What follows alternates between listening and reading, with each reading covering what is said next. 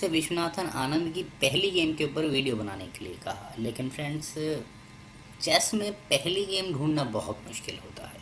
आप पहली गेम किसे कहेंगे? जब आप फर्स्ट टूर्नामेंट खेलते हैं, या फिर आप ग्रैंड मास्टर बनने के बाद जो पहली गेम खेलते हैं उसे आप इंटरनेशनल लेवल पर पहली गेम मानेंगे, या फिर चेस डाटाबेसेस में जो पहली गेम रिकॉर्डेड है आप उसे पहली गेम मानेंगे?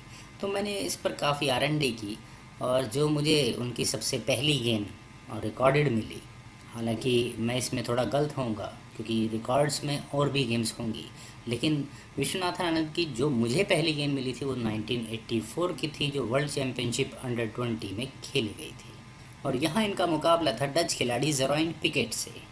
तो अब फ्रेंड्स, आपका और समय न लेते हुए सीधा इस गेम को शुरू करते हैं। यहाँ गेम की शुरुआत की पिकेट ने D4 के साथ, तो आनंद ने यहाँ नाइट F6 से रिप्लाई दिया, नाइट F3 तो G6।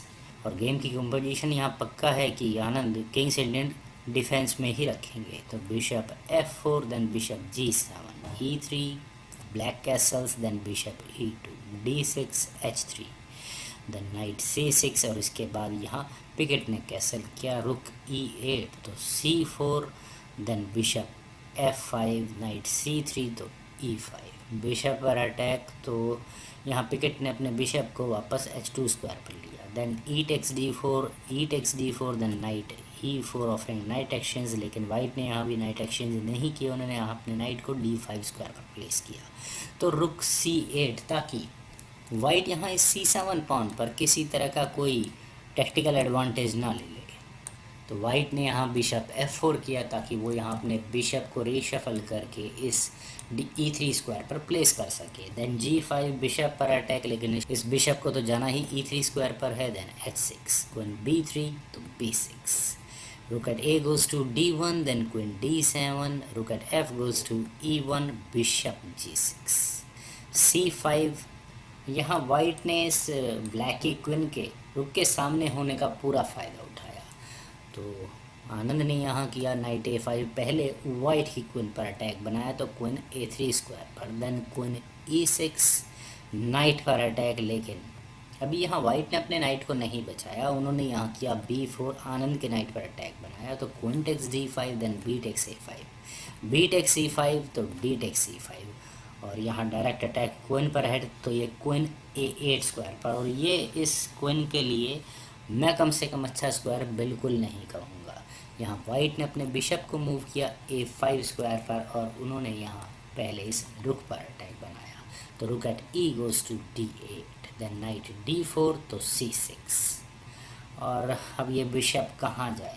क्या वाइट को अपने इस बिशप को वापस A6 स्क्वायर पर लेकर कुछ पॉसिबिलिटीज़ को ढूंढना चाहिए था शायद, लेकिन वाइट ने यहाँ किया बिशप A6, उन्होंने यहाँ पहले इस रुक पर अटैक बनाया, तो आनंद ने यहाँ किया D टेक्स C5, उन्होंने यहाँ भी इस रुक को नहीं बचाया, उन्होंने उल्टा वाइट को थ्रेट दी उनके दो पीसेस लेने की, क्योंकि अगर यहाँ वाइट करे बिशप टेक्स C8 तो उसके बाद C टेक्स D4 बिशप पर अटैक होगा, और अगर यहाँ वाइट अपने इस लाइट स्क्वायर्ड बिशप को बचे सपोज G4 स्क्वायर पर, तो उसके बाद D टेक्स C3, और इस तरह यहाँ ब्लैक को अपना रुख देकर वाइट के दो पीसेस मिल सकते हैं। तो इसीलिए यहाँ इस पोजीशन से वाइट ने पहले किया night B3, then rook takes D1, rook takes D1, और फिर इसके बाद यहाँ ब्लैक ने अपने बिशप को बचाया D8 स्क्वायर पर ऑफरिंग रुक एक्सचेंज, लेकिन वाइट ने इसे एक्सेप्ट नहीं किया, उन्होंने यहाँ किया रुक C1, लेकिन इस C5 पॉन पर प्रेशर बनाने का भी कोई खास फ़ायदा नहीं है, ये ऑलरेडी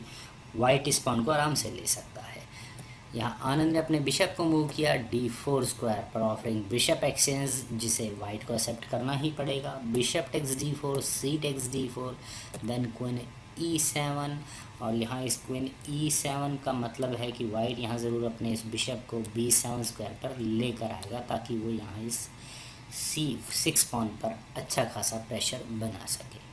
ब्लैक ने यहाँ पहले किया रुक E8, क्वीन पर अटैक बनाया, तो एक क्वीन D7 स्क्वायर पर, देन C5, और अभी भी यहाँ वाइट के पास ऑप्शन है इस बिशप को B7 स्क्वायर पर ले जाने की। अगर वो यहाँ करे बिशप B7 तो ब्लैक थोड़ी देर के लिए परेशान होगा, नाइट F6, ये वो यहाँ क्वीन पर अटैक बना सकता है, तो क्वीन C7, और इसके बाद वो ब्लैक भी अपनी क्वीन बचा सकता है। लेकिन यहाँ पिकेट ने अपने बिशप को तो मूव किया पर C4 स्क्वायर पर, और then queen B8 F3, knight पर अटैक। तो ये नाइट कहाँ जाए? आई थिंक C3 स्क्वायर भी एक अच्छा स्क्वायर हो सकता था। और अगर हम इस गेम को यहाँ से आगे बढ़ाएं तो नाइट टेक्स C5 वाइट यहाँ कर सकता है, then knight E2 check, bishop takes E2, then rook takes E2। और इस तरह यहाँ ब्लैक का काफ़ी स्ट्रांग अटैक यहाँ वाइट के ऊपर लग चुका होगा। पर यहाँ ब्लैक ने अपने नाइट को तो मूव किया लेकिन D6 स्क्वायर पर। और अब यहाँ वाइट क्या कर सकता है? अगर वो यहाँ करे नाइट टेक्स C5, वो अगर अपनी प्लानिंग के साथ काम करे इस अनडिफेंडेड पॉन को लेने की, तो उसके बाद knight takes C4, then rook takes C4, rook E1 check. और ये किंग कहाँ जाएगा?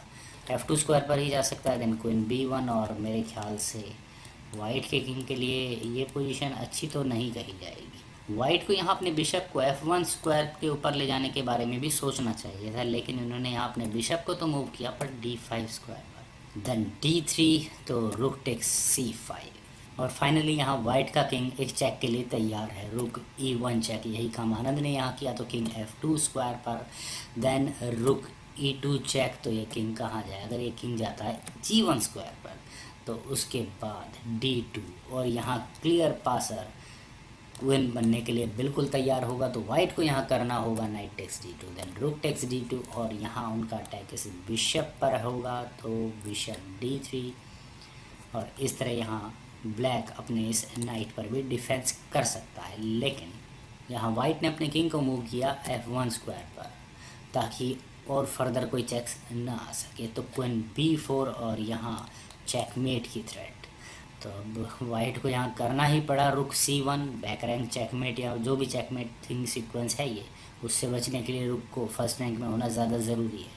तो अब ब्लैक यहाँ क्या करे? ब्लैक के पास एक काफ़ी अच्छी ऑप्शन है अपने क्वीन को H4 स्क्वायर पर ले जाकर और यहाँ सीधा चेकमेटिंग थ्रेट देने की।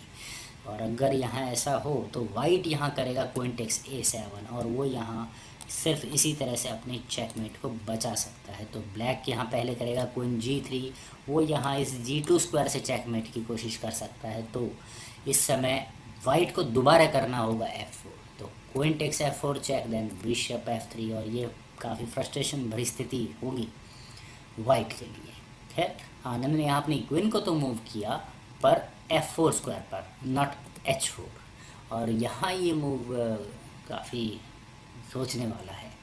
और अब वाइट यहाँ क्या कर सकता है? क्या वो यहाँ अपने किंग को मूव कर ले? अगर वो यहाँ अपने किंग को मूव करे G1 स्क्वायर पर, तो ये गेम वाइट के लिए काफ़ी मुसीबतें खड़ी कर देगी, क्योंकि यहाँ आप देखें तो ये बिशप अनडिफेंडेड है और कंटिन्यूसली यहाँ ब्लैक चेक्स डिफरेंट एंगल से चेक दे सकता है, तो जिसकी वजह से बिशप खतरे में हो सकता है। तो अगर हम इस गेम को यहाँ से आगे बढ़ाएं, क्वीन E3 चेक करें तो किंग H1 स्क्वायर पर ही जाएगा। और अगर यहाँ से थोड़ा और गेम आगे बढ़े तो रुक E1 check, rook takes E1, queen takes E1 check, तो किंग H2 स्क्वायर पर। और फिर इसके बाद ये क्वीन E5 स्क्वायर से एक चेक देने के बाद वाइट के बिशप को आराम से ले सकता है और अपने इस नाइट पर भी डिफेंस कर सकती है। तो king H1, then queen takes D5, queen takes A7। और क्लियरली यहाँ ये गेम ब्लैक की होगी, लेकिन यहाँ इस पोजीशन से वाइट ने पहले किया क्वीन टेक्स A7 ताकि ये ब्लैक की क्वीन इधर इस डायगोनल पर आ ही ना सके। तो आनंद ने यहाँ किया क्वीन G3 और उन्होंने यहाँ इस G2 स्क्वायर से चेकमेट की थ्रेट दी। तो अब वाइट यहाँ क्या कर सकता है? वाइट यहाँ अपनी क्वीन को ले जाए अगर G1 स्क्वायर पर इस G2 स्क्वायर का डिफेंस करने के लिए।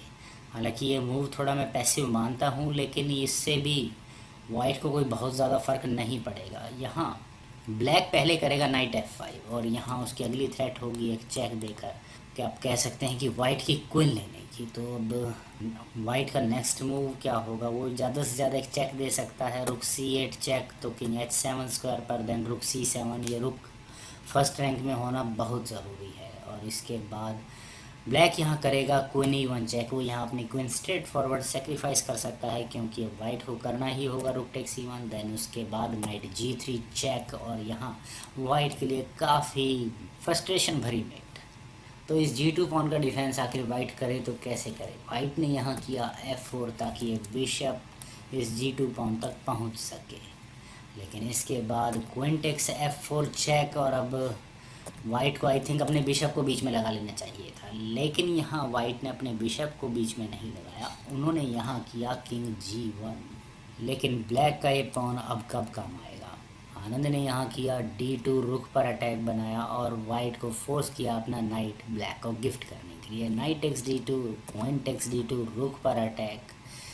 और अब वाइट के पास क्या ऑप्शंस है, कुछ उल्टी सीधी चेक्स देने की। सपोज वाइट यहाँ करे क्वीन B8 चेक तो किंग G7 स्क्वायर पर, देन क्वीन C7 यहाँ इस रुख पर डिफेंस करने के लिए, और नाइट पर अटैक। खैर ये नाइट पर तो कोई अटैक है ही नहीं। क्वीन टेक्स D5, यहाँ वाइट को अपना बिशप तो गंवाना ही होगा at least. Then queen C3 check तो किंग G8 स्क्वायर पर। खैर वाइट आई थिंक इस गेम में रिज़ाइन ही कर दे तो ज़्यादा अच्छा होगा। पर यहाँ पिकेट ने किया था क्वीन C5, उन्होंने डायरेक्टली यहाँ अपने रुख पर डिफेंस किया। और अब यहाँ आनंद के सामने सबसे बड़ी पजल की प्रॉब्लम है कि वो इस G2 पॉन तक अपनी रेंज को किस तरह से बढ़ा सकता है, क्योंकि इस G2 पॉन पर इस बिशप का डिफेंस है। और किसी तरह से ब्लैक यहाँ इस बिशप के डिफेंस को कट ऑफ कर दे तो वाइट को चेकमेट होगी ही होगी। तो और यही काम यहाँ आनंद ने किया। उन्होंने यहाँ अपने नाइट को मूव किया E4 स्क्वायर पर। और अब वाइट यहाँ करे क्या, अगर वो यहाँ अपने इस बिशप से नाइट को ले तो आई थिंक वाइट की गेम यहीं ख़त्म हो जाएगी। तो पिकेट ने यहाँ किया क्वीन C8 चेक, तो आनंद का नेचुरल मूव किंग को H7 स्क्वायर पर ले जाने का। और यहाँ इसके बाद वाइट किसी तरह की और कोई चेक दे भी नहीं सकता, तो इसलिए यहाँ इस मूव से पिकेट ने रिज़ाइन कर दिया। क्योंकि यहाँ अगर हम इस गेम को और आगे भी बढ़ाएं तो अब वाइट करेगा क्या, सपोज अपने किंग को मूव करे H1 स्क्वायर पर, तो उसके बाद rook takes G2, then queen H8 check, एक उल्टा सीधा मूव अगर वाइट भी यहाँ करे तो किंग टेक्स H8, रुक C8, king G7, rook G8 check, king takes G8। And out of moves यहाँ वाइट हो चुका होगा bishop takes E4, then rook H2 check, king G1, then queen F2 check, और यहाँ ये मेट होगी ही होगी। तो बिल्कुल सही वजह है यहाँ इस पोजीशन से ज़ीरो इन पिकेट के रिज़ाइन करने की। फ्रेंड्स वैसे तो काफ़ी और गेम्स होंगी जो विश्वनाथन आनंद ने इससे पहले खेली होंगी, और क्योंकि अंडर-20 वर्ल्ड चैम्पियनशिप में पार्टिसिपेट करने के लिए उन्होंने पता नहीं कितनी 100-200 शायद 1000 पता नहीं कितनी गेम्स खेली होंगी, लेकिन जो गेम मैं ढूंढ पाया वो उनकी सबसे पहले वाली वो यही थी। और मैं फिर भी कोशिश करूँगा कि इससे भी पुरानी मुझे आनंद की कोई और गेम मिल जाए। तो मैं आशा करता हूँ फ्रेंड्स आपको ये वीडियो पसंद आई होगी। आप इस वीडियो को लाइक करें, शेयर करें, और मेरे इस यूट्यूब चैनल चेस गुरु को सब्सक्राइब करें। और आपके कमेंट्स का मुझे बेहद इंतजार रहेगा। Thank you for watching and bye for now.